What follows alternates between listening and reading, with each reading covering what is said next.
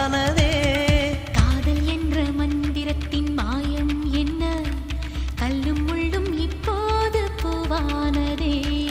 வானவில்லின் துண்டொன்று மண்ணில் வந்து யாருக்கும் சொல்லாமல் பெண்ணானதே.